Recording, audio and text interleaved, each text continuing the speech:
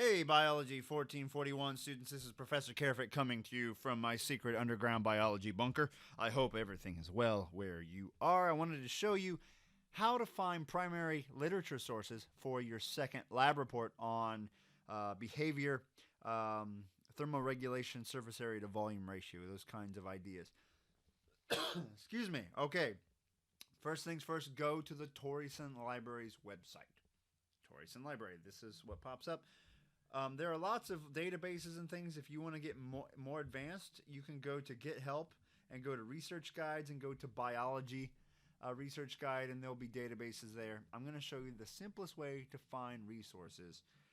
You'll find a lot more resources this way than using Google. Okay, now, first of all, you want to go to Articles, check that box, and then here is where you're going to type some things like thermoregulation and reptiles, for example. I think I spelled that right. Thermoregulation. Okay, and so the word "and" is really important. Don't just put thermoregulation reptiles. This is not Google. It's not as smart as Google. You got to give it "and." So it'll look for articles with both of those words if you include "and" between them. And then it will do a search, and then it's going to look for these articles. You can narrow your search over here. Now, let me point out, don't just search for what I searched. Use other words too. Thermoregulation in snakes, thermoregulation and position, thermoregulation and behavior, surface area to volume ratios and lizards. Look for all kinds of different things to try to find papers that are relevant and you can understand. Now remember, you don't have to read the paper from beginning to end for me or for your instructor, but what you need to do here is read the introduction, the abstract, maybe the conclusion.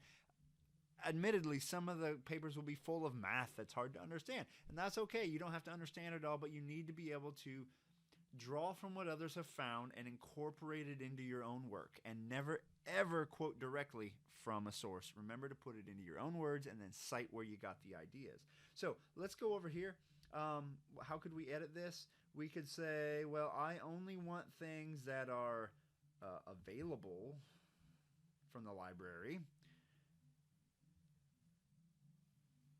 and I only want things that are peer-reviewed, right? So peer-reviewed only, and that's important. You don't want to ever cite a website in a lab report. That would be very unprofessional. Okay, so now we can find articles here, and you don't have to select everything I just did, but maybe you will, and then you can start browsing through these and see. And some of these, have full text, which means you have access to those. That one's about fossil, Mesozoic reptiles, but there's a lot of info here. A lot of papers that might be useful, and you can start browsing and narrowing down your searches and changing the keyword searches. You can do an advanced search here or a basic search. There's a lot of options available for you. So get playing with that. You have to have at least two primary sources in your lab report. So I'm sure using this, it'll make it pretty easy to find two relevant sources that you can cite. Make sure to use APA citation format. Google it if you don't know what that means.